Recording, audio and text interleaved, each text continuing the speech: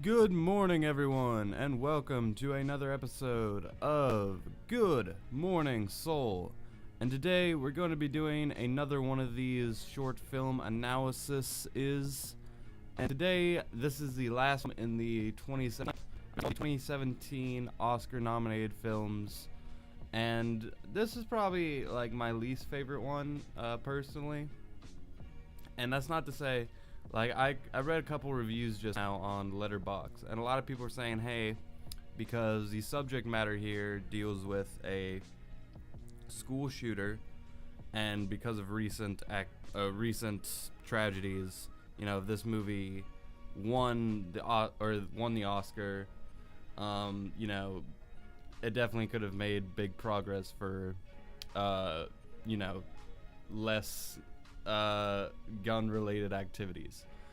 That being said, though, you know, The Silent Child had also a very big message. I don't want deaf children to be ignored in schools, and I don't want, like, each of these movies. It's funny that 11 O'Clock, the 11 O'Clock was the movie that didn't have a message out of all of these, and that was my favorite. Which I think, even though this movie is dealing with difficult subject matter, in the end, like, I care more about, like, art, like, than messages. Like, it's very, like, these movies, like, are trying to spread messages through films, and I'm more of a just, you know, film kind of guy. That's not to say I don't appreciate the messages and I don't appreciate what they're doing. It's just, like, I'm here for a different reason. But, so this movie is about, it just starts off in a school, in an elementary school. The main character is like the receptionist at the school, and right away a guy walks in, pulls out an AK-47, is like, get everyone out of this fucking room, and right away you start to see, like, this is not like a normal school shooting. Which that's not to say that any school shooting is normal. If you are a person who is willing to scoot up a school, I'm willing to assume that your brain is just all sorts of fucked up, and you're that much of a terrible human being that, like, you're just not human anymore, in my eyes.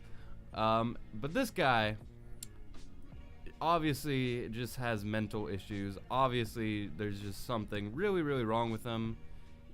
He said, I just want to die. I'm not on my medication. And we start, like, he has multiple opportunities just to shoot multiple people.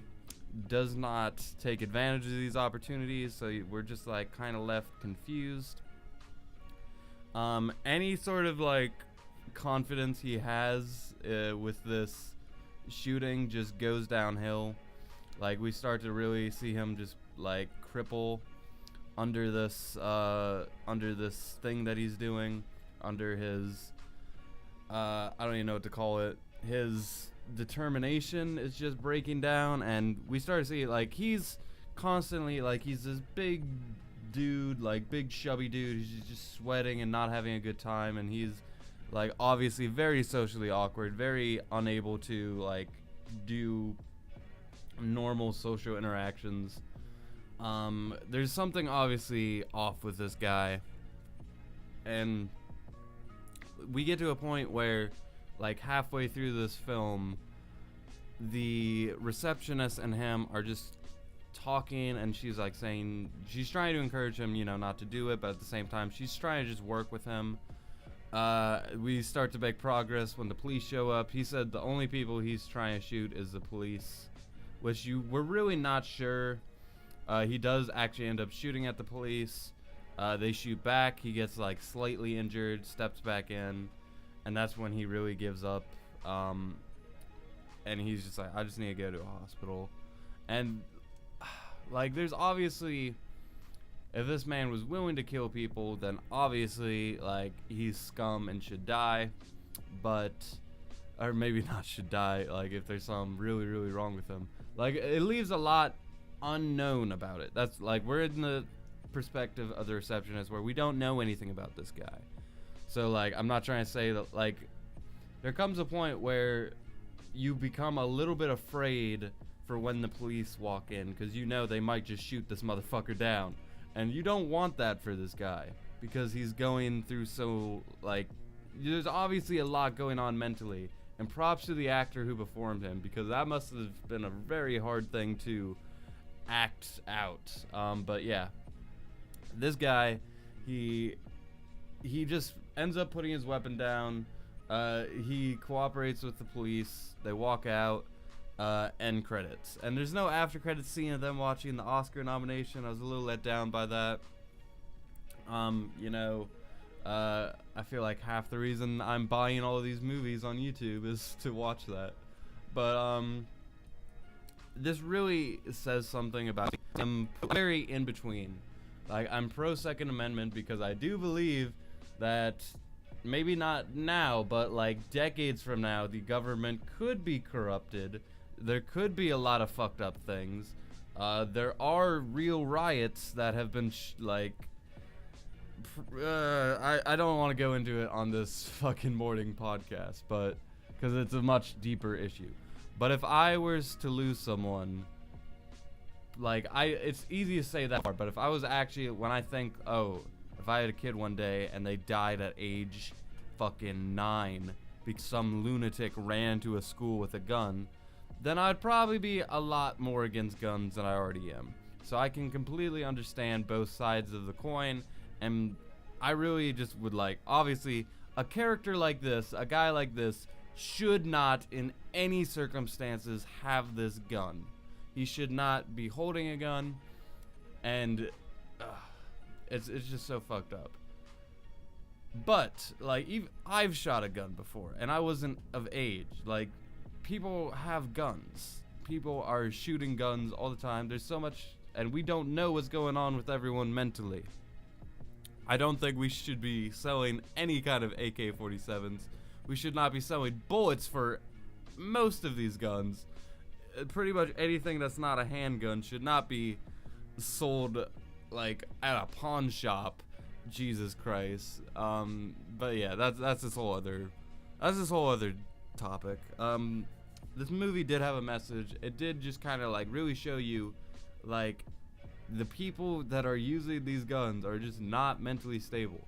It is so easy to write off people who are mentally unstable, but these types of people are able to obtain guns, and they have the ability to end lives. That is not it's we're living, that should not be a thing. We should not in any world it's crazy that we have this mentality with society where we're one bad apple can ruin everything for everyone else, but when it comes to gun, that's the one thing where we just put our foot down no, everyone should have guns. Why didn't that teacher have a gun? I hate, that's the worst argument I've ever heard in my life.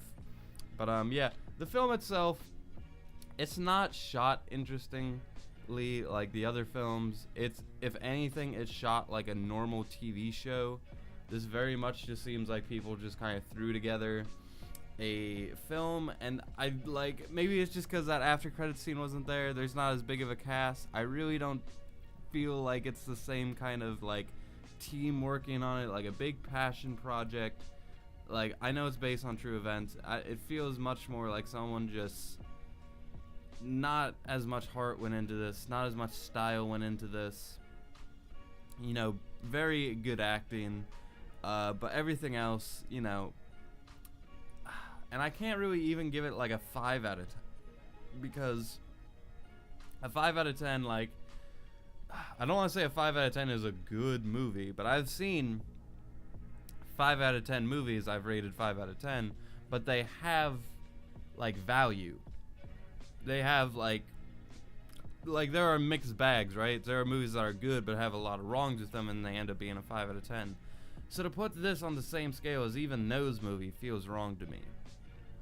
If this movie just did a little bit more, I would have liked it. I didn't dislike it, but I dislike the fact that it has nothing that much going on. And even the message they try to get across, all the other films in this lineup really packed a punch with me, whereas this one I was just it felt like there was more to be desired. But anyway, that's today's short film. Let me know what you guys think below. I'll see you tomorrow with another exciting episode of Good Morning Soul. And until then, thank you for watching. And with that,